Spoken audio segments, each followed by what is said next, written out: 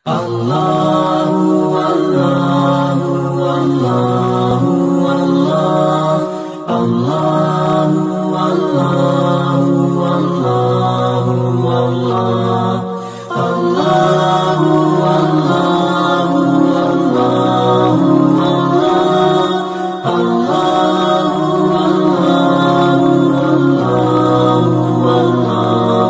Allahu Allahu Allahu Allah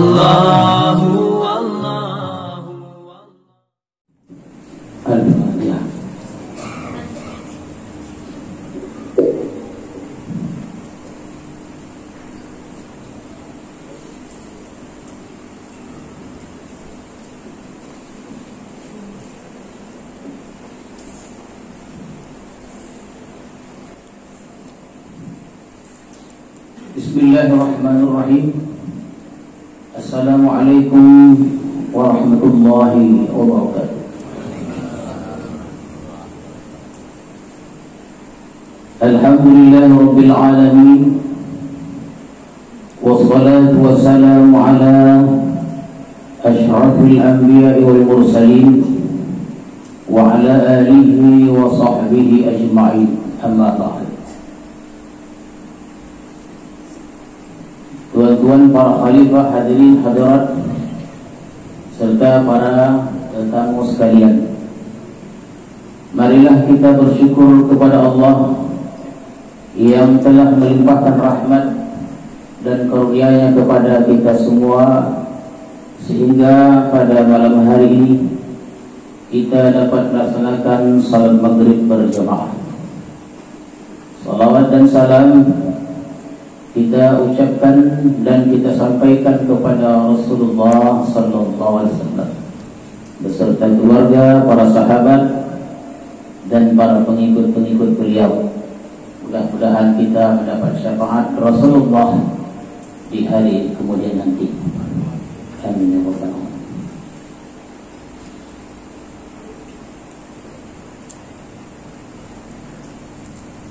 Maka berfirman Allah dalam surah Al-Baqarah ayat 153. Bismillahirrahmanirrahim. Ya ayyuhalladzina amanu ista'inu bis-sabri was-salah. Innallaha ma'as-sabirin. Wahai orang-orang yang beriman, mohonlah pertolongan kepada Allah bis-sabri was-salah, dengan sabar dan salat. Sesungguhnya Allah beserta orang-orang yang sabar. Hadirin dan hadirat sekalian, pada malam hari ini ini merupakan sambungan pada pertemuan sebelumnya, walaupun ada beberapa ayat yang kita tinggalkan.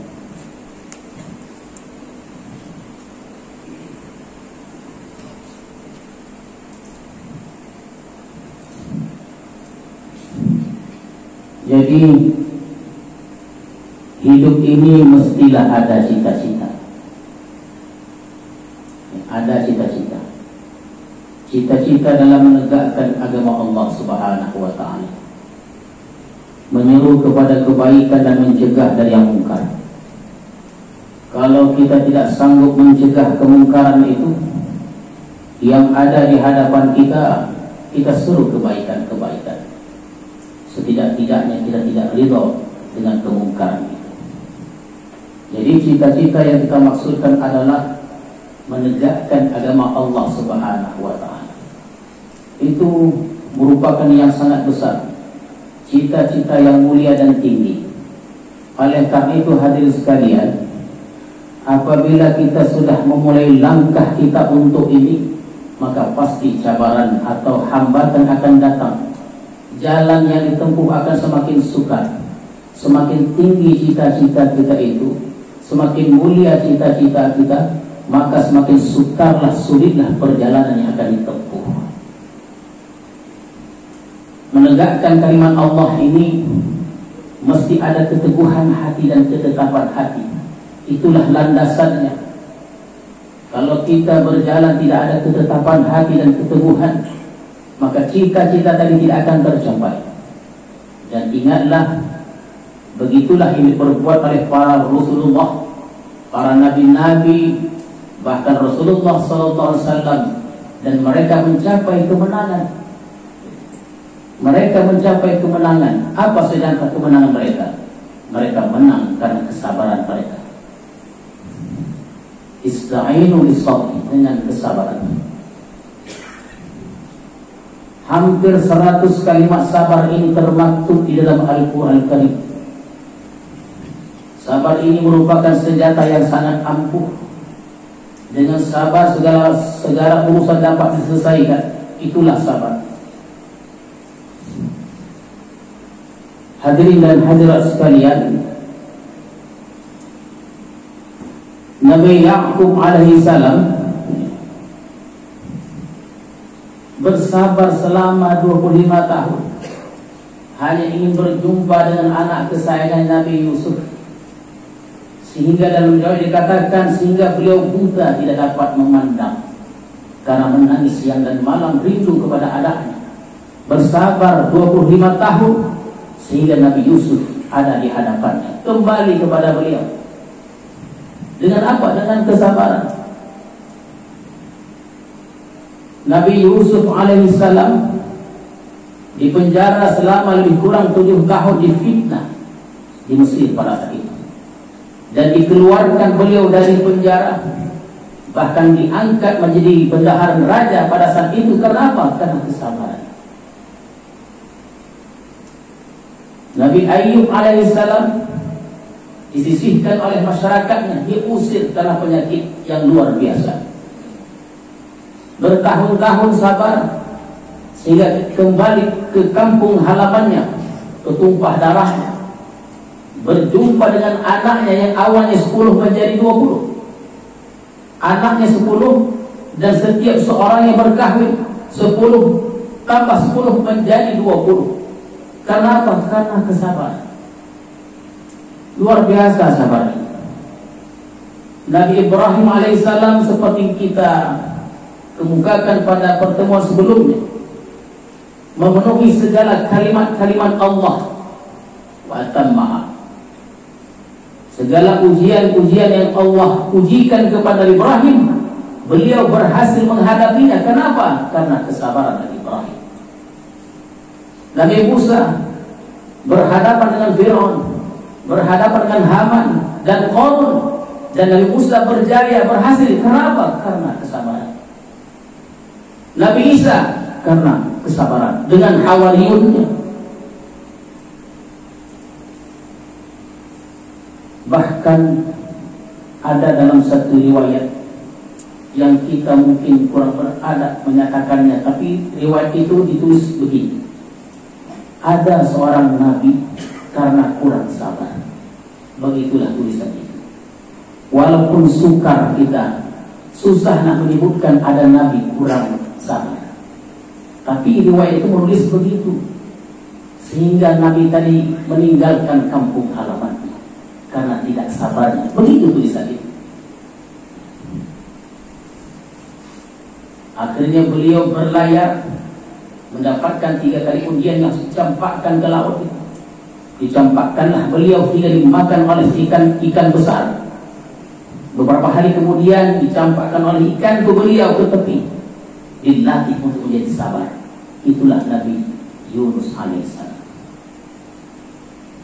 Jadi kalau kita mengaku sebagai umat Muhammad, wajiblah kita bersabar.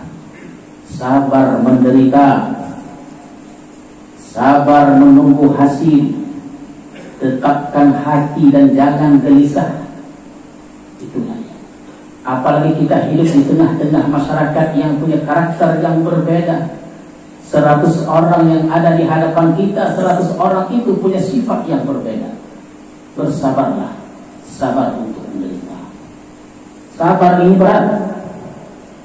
Sabar ini, hadirin sekalian, sangatlah berat.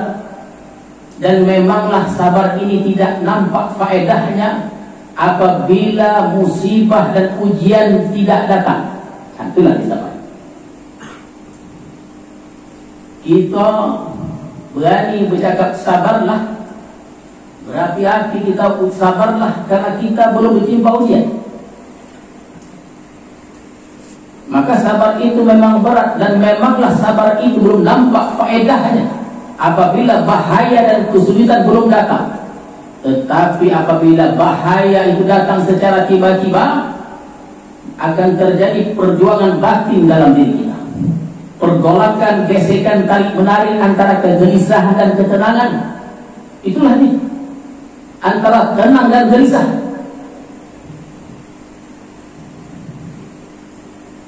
Jadi apabila kita gelisah, tidak tenang, mesti didiamkan, ditonangkan. Karena kalau kita gelisah dan tidak tenang, nanti cara berpikirnya tidak normal. Berapa banyak orang membunuh dirinya karena gelisah, membunuh diri karena gelisah. Jadi hati kecil kita, hadirin sekalian, hati kecil kita tidak suka dengan kegelisahan. Itulah dia. Jadi kalau hati kita gelisah, macam mana cara menenangkannya? Wassalah, dengan salat. Sabar sudah, tapi ketika kita sabar akan terjadi juga kegelisahan dan ketenangan itu. Bila terjadi datang kegelisahan itu, tenangkan dia. Dengan apa? Dengan sholat. Zaman sekarang terkadang kita melihat, tak tenang saya. Macam mana tenangannya? Tonton sinetron. Tambah tak tenang. Dipikirnya tenang, padahal bertambah tidak tenang. Menenangkan jiwa itu bukan dengan itu, tapi dengan sholat. Ista'inu bis sabri was sholat. Latihlah jiwa kita dengan sabar dan sholat. Jadi kalau kita sudah sabar dan kita sudah sholat ini, hadirin sekalian, sabar dan sholat, segala urusan mudah diselesaikan. Dan dua resep ini, sabar dan sholat ini, kalau kita yakin dengan kedua-dua ini, insya Allah Tuhan berdaulat dalam diri kita. Begitulah, berdaulat dalam hati kita. Kalau Allah sudah berdaulat dalam hati kita, tidak akan ada kegelisahan. Walaupun kita dipenjara, dibelenggu, kita bebas, tidak ada rasa takut. Kenapa? Karena kita merasa bersama Allah. Dengan sabar dan sholat, melatih jiwa kita. Orang melihat kita dalam kesunyian, tidak, kita ramai karena Allah bersama kita. Makanya hidup kita berguna kalau jauh dengan Allah. Tak berguna. Biar kita miskin, asalkan kita dekat dengan Allah Subhanahu wa ta'ala. Dengan cara apa kita mendekatkan diri Allah? Salat. Tak ada lain. Dan itulah wasiat atau kita Syekh Abdul Wahab. Salat. Ada boleh.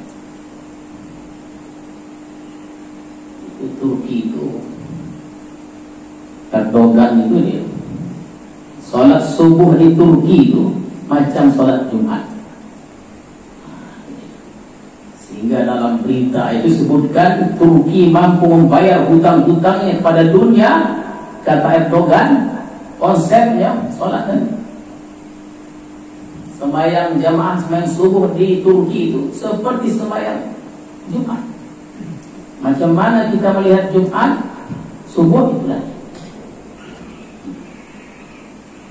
Sabri wassalah, sabar dan salat. Kita ingin Allah berdaulat dalam diri kita. Kalau kita ingin Allah berdaulat dalam diri kita, tegakkan sabar dan tegakkan salat. InsyaAllah tak ada rasa takut lagi.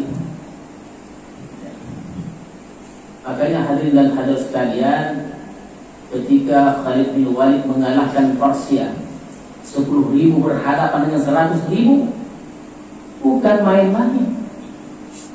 Kita kalau ikut dalam golongan 10.000 itu, kita lihat contohnya lah, di hadapan kita ada 100.000 musuh menjadi tiang berbondong. Kemungkinan 10.000 mengalahkan 100.000, sehingga Panglima Persia bertanya kepada Khalid, apa resepnya? Resepnya adalah kami mencintai mati. Kami mengejar kematian seperti engkau mengejar kehidupan. Untuk mengejar kematian itu bangunlah sabar dan bangunlah sholat. Kala ini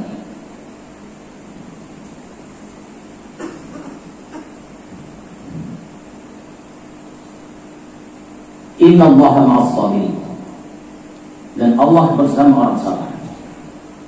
Kalau orang-orang yang bersabar dan orang-orang yang sholat itu, dan Allah bersama mereka, tidak ada lagi ketakutan bagi mereka. Bebas. Makanya para alim ulama itu, para awliya Allah, bila mereka dihina, mereka tersenyum. Mereka di penjara, tidak ada masalah. Kenapa? Karena Allah bersama mereka. Jadi tak ada gunanya kita serba lengkap, semuanya kita miliki, tapi kita jauh dari Allah. Sesungguhnya orang demikian adalah orang yang rugi. Orang yang rugi. Yang betul itu adalah orang yang dekat dengan Allah Subhanahu wa ta'ala.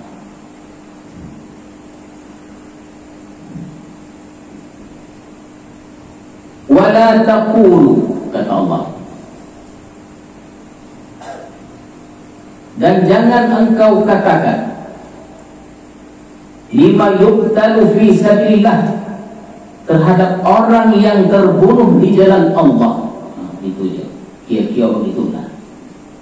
Amwat, mati. Jadi jangan engkau mengatakan terhadap orang yang terbunuh di jalan Allah. Amwat, mati. Kata Allah, bal ahya, bahkan mereka itu hidup. Walakin la tashkurun, tetapi kamu tidak merasa. Ayat ini khususkan orang-orang yang terbunuh pada peperangan, tapi secara umumnya ditujukan kepada orang-orang beriman, kita semuanya ini.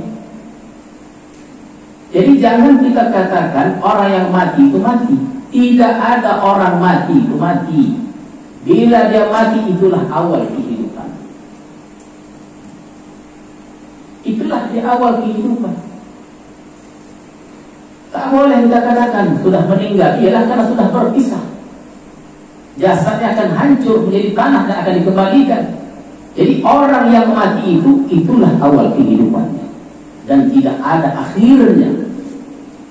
Jadi makanya dalam perspektif tasawuf itu tak berguna hidupnya. Hidupnya hanya 50 tahun, 60 tahun, 70 tahun.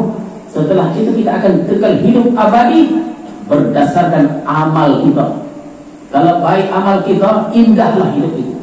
Kalau rusak amal kita, kacaulah hidup kita sepanjang hidup kita. Karena kehidupan ini kan ada marahil, marhalah.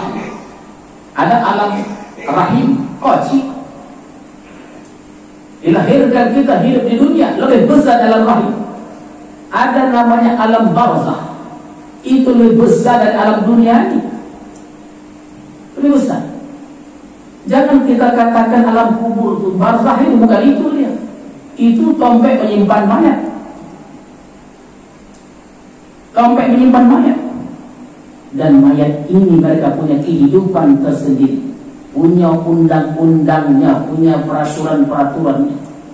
Jadi jangan katakan yang mati itu mati. Sesungguhnya mereka kekal.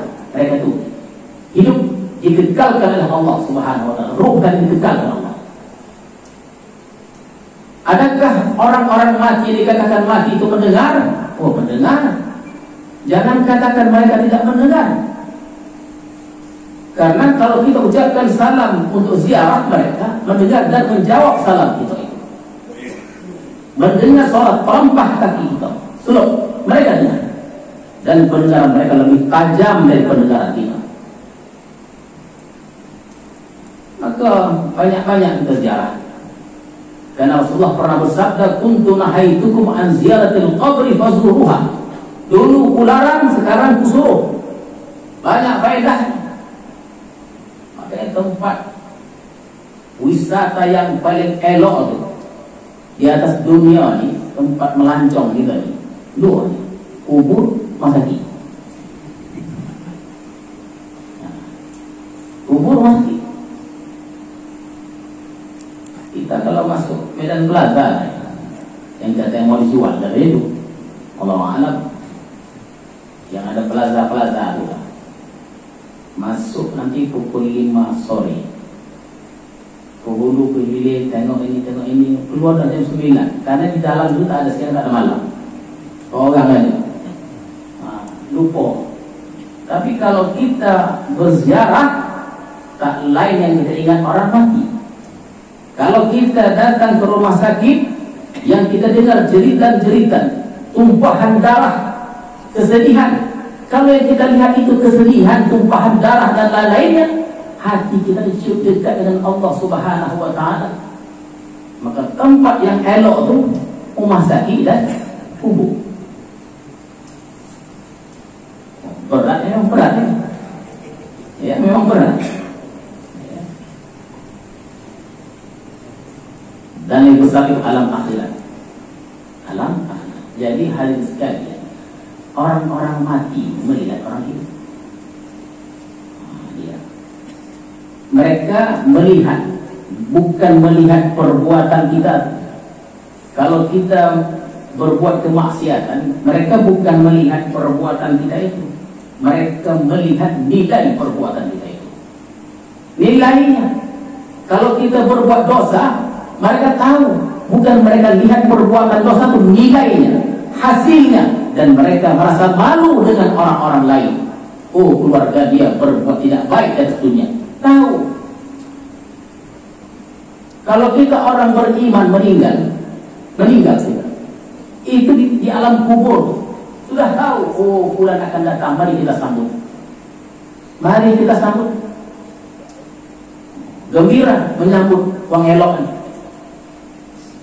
Jadi hadirin sekalian, kalau ada orang mati kita menangis, boleh jadi orang mati itu duduk di singgasana seperti pengantin. Kenapa? Karena bertahun-tahun yang menyebut nama Allah, lalu dia mati, dia gembira, bahkan didudukkan di atas pelamin. Kita menangis dari dunia. Heran dia dulunya. Kenapa menangis? Aku macam pengantin. Kenapa? Karena bertemu dengan Rabbnya, bertemu dengan Tuhannya, Allah yang selalu disebut-sebutnya. Mati dia berjumpa, gembiralah. Gembira dia mati itu, kita menangis. Pikir-pikirkanlah. Ya, pikir-pikirkanlah.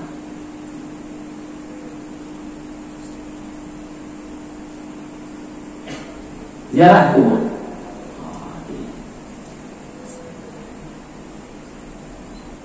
Boleh baca Quran di kubur? Boleh. Usah didongani wang yang bilang tak boleh itu. Usah didongani bona lagi. Ilmu ini luas, tiada batas, tiada had. Ilmu ini luas. Kalau Rasul katakan fazuruha, ziarah togalah kita di kubur, bukan di atas kubur. Maknanya bukan di atas kubur, samping kubur sudah. Memang ada adab-adabnya.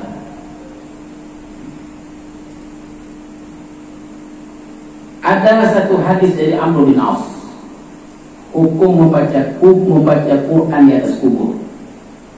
Ya. Memang perlu kita ulang, karena atu-atu kita dulu gitu.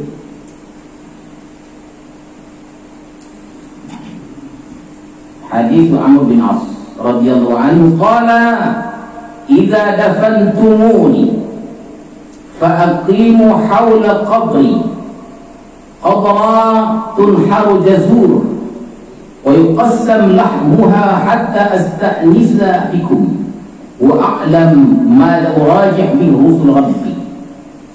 Rawahu Muslim. Hadis ini banyak, jadi kalau berdalil jangan satu. Apa maknanya? Kata Rasulullah, bila aku mati, kuburkan aku, tanam aku, fa'aqimu hawla qabri, berdirilah di sebelah kuburku. Dan ya teknik sebelah seperti biasa kita buat. Berapa lama? Qadramatun haru jazur, menyembelih unta. Kadarnya itu kita berdiri itu berapa lama? Kadarnya itu dalam menyembelih unta. Menyembelih unta tadi, kalau bahasa bilang itu dibengkang dulu, ya, dibengkang. Wa yuqassam lahmuha, diagih-agihkan, dibagi-bagikan apanya itu, laham, dagingnya. Hatta astahisa, sehingga aku merasa nyaman dengan urusan wa'alam, dan aku tahu mada uraju min usrabi, urusan dengan putusan Tuhanku. Jadi tuan-tuan sekalian, orang meninggal sebelum kita tanam, letakkan lalu di tepi atau di pinggir kubur, dia kuat mentalnya. Jamin tanamnya. Begitu dia. Letakkan dulu. Itu kalau di dunia, di dalam kubur, di dunia kita memerlukan mental. Jangan katakan orang mati. Kita mesti ingat bahwa ketika berpisah antara ruh dan jasad, itu ruh itu seakan-akan bermimpi. Ketika dilihatnya jasadnya dimandikan, aku sedang bermimpi, kata si ruh tadi. Dikafani jasad tadi, dan ruh tadi melihat, aku sedang bermimpi. Dibawa ke tanah kubur, aku sedang bermimpi. Diletakkan di tepi kubur, aku sedang bermimpi. Dimasukkan ke kubur, bermimpi juga. Ketika ditujukan, ternyata aku bukan bermimpi. Bawalah gocah. Tahu tonton gocah? Gocah di dunia dan gocah di kubur lain. Barulah tahu kita, ternyata aku bukan sedang dalam keadaan bermimpi. Kalau kita beriman, yang datang itu dengan rupa yang elok, kita pun menjadi tenang. Tapi kalau yang datang itu, kalau kita tidak ada amal, banyak berbuat maksiat, yang datang itu malaikat dengan rupa yang sangat menakutkan, sudah tidak tenang, semakin tidak tenang. Disitulah hadirin dan hadirat sekalian penentuan. Letakkan dulu bahwa saat kita aja mau ujian, takut kita mau ujian. Padahal tadi malam sampai jam 2 mau belajar, mau ujian pun takut. Jangankan mau ujian, duduk di atas pelaminan yang indah, yang semua orang suka, itu pun mental juga. Tenangkan dulu, minum air putih dulu. Iko mau ditengok uang banyak, itu pun takut. Apatah lagi dia dimasukkan dalam kubur. Jadi hatta astaqnisa, sehingga aku nyaman, kata Rasulullah. Itu Rasulullah nyaman. Toga dulu. Kita tonton sekalian, kalau kita nak bertolak pergi ke Mekah, ke Madinah untuk umrah haji, kalau kita tengok itu keluarga kita mengantar itu, kuat jiwa kita. Dilambainya bodoh, menagih. Ini kalau satu keluarga pun tak ada mengantar, azab. Tenangkan dulu, baru masuk. Mengaji di kubur itu boleh, bukan di atas kubur itu, di sebelah, di samping itu. Maka yaqul Syafi'i, wa yustahabbu an yuqra'a indahu syai'un min al-Qur'an, wa in khatamu al-Qur'an indahu kana hasanan. Itu kata Imam Syafi'i, dan kita bermadzhab Syafi'i. Apa kata beliau? Yustahabbu, disunnatkan baca Quran. Sesuatu diturunkan. Kalau mereka ingin khatamnya, itu baik. Ngaji 40 itu macam mana puluh? Terkadang orang berdalil begini, kenapa ngaji ada ngaji 40 ini? Supaya malaikat tak datang. Ngeri. Ya. Baru 7 langkah, beberapa langkah kita menenang orang mati itu, maka datanglah malaikat.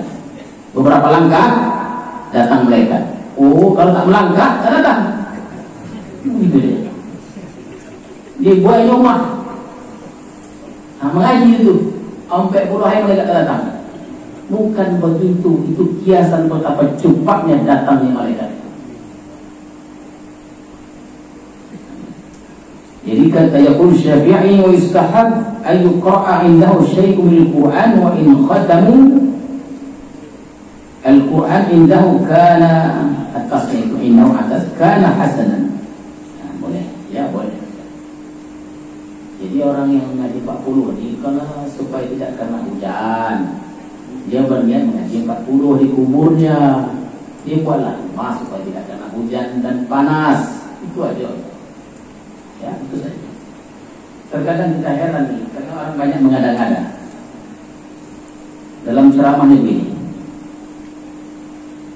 kita disilami kalau setelah kita baca Quran, kita cium Quran, berhiuk-hiuknya Quran. Itu tak betul, bid'ah.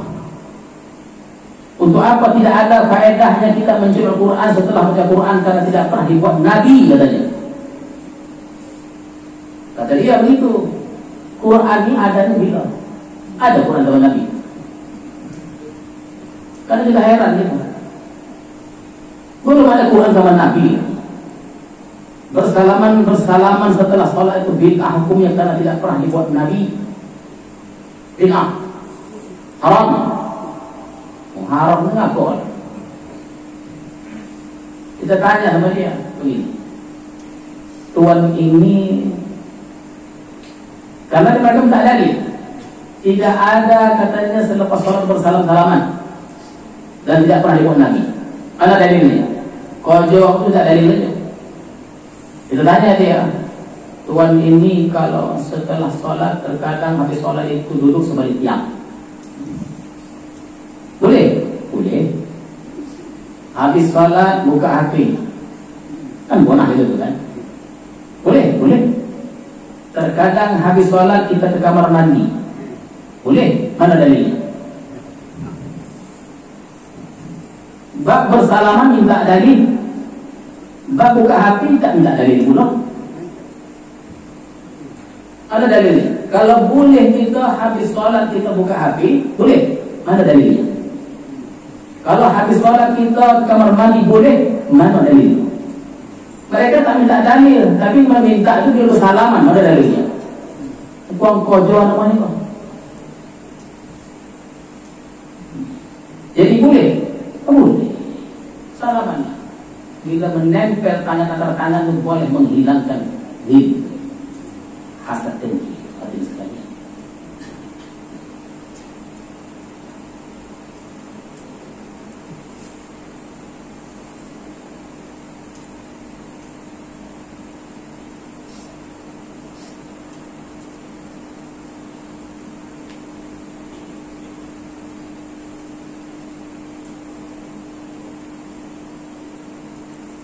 Walanabluwannakum bisyai'in minal khauf. Sesungguhnya kami akan beri kamu percobaan.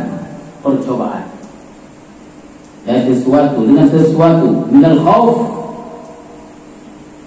ketakutan, wal ju', kelaparan, wa naqs minal amwal, kekurangan harta, wal anfus, jiwa, was samarat, buah-buahan, mubasysyiris sabirin, dan berikan berita gembira kepada orang-orang yang sabar. Jadi hadirin sekalian, dalam kehidupan ini kita akan diuji. Hidup ini akan silih berganti. Kadang kita di atas, kadang kita di bawah. Kadang kita senang, kadang bahagia atau kita sedih. Menderita, bahagia. Diuji kita. Dan itu pasti. Apa ujian-ujian itu? Khauf, ketakutan. Ada rasa takut macam corona, COVID ini. COVID. Dan ini saya sampaikan bahwa sesungguhnya COVID ini dia tidak menular. Itu kata Rasulullah, la adwa, tidak ada yang menular. Kalau menular dia habislah mati yang dunia Allah.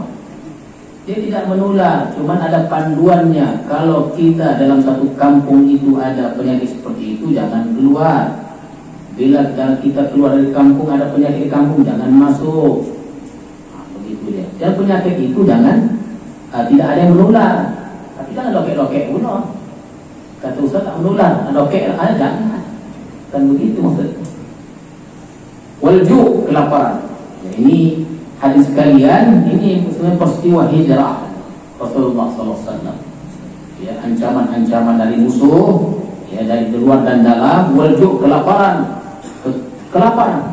Ketika para muhajir hijrah ke Madinah itu, mereka tidak membawa apa-apa.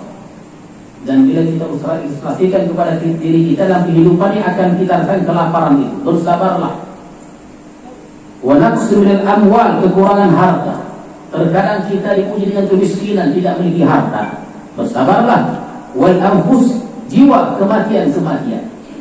Kematian orang-orang yang kita cintai akan terjadi. Wasamarat, kekurangan harta kurang. Buah-buahan, wasamarat, buah-buahan. Tidak ada buah-buahan. Maka kalau kita sabar menghadapi ujian-ujian ini, maka kata Allah, wa basyir sabirin, berilah kabar gembira kepada orang-orang yang sabar. Itulah di hadis sekalian, kita dituntut untuk sabar, dan kita dituntut untuk senantiasa menegakkan salat ya kepada Allah Subhanahu wa taala. Satu lagi, alladzina idza asabatuhum musibah, ya siapakah orang sabar itu? Mereka yang apabila menimpa mereka musibah, qalu, mereka berkata, inna lillahi, kita ini milik Allah. Kita milik Allah, wa inna ilaihi raji'un, dan kepadanya, dan sesungguhnya kepadanya kita akan dikembalikan. Yang terakhir, supaya sempurna tafsirannya, ulaika alaihim salawatun min rabbihim, maka mereka itu akan dianugerahi oleh Allah anugerah-anugerah. Orang yang bersabar nih akan mendapatkan anugerah-anugerah, salawatun, ya, dari kalimat salat, salawatun min rabbihim, dari Tuhan mereka, wa rahmah, dan rahmah, wa ulaika humul muhtadun, dan sungguhnya dan mereka itu adalah orang-orang yang mendapat petunjuk. Inilah hadirin dan hadirat sekalian, marilah kita latih jiwa kita untuk senantiasa bersabar, dan kita sentiasa untuk salat, ya, warka'u ma'rakinada, warka'u ma'rakin, dan rukuklah bersama para rukuk, artinya untuk salat, sentiasa salat berjamaah di madrasah ini. A'udzubillahi minasyaitonirrajim. Bismillahirrahmanirrahim. Allahumma zidna ilma warzuqna fahma wal hikmata bis-salihin. Allahumma ij'al jam'ana hadza jam'an marhuma wa tafarruqana min tafarruqan ma'suma. Wa sallallahu ala sayyidina Muhammadin wa ala alihi wa sahbihi ajma'in, walhamdulillahi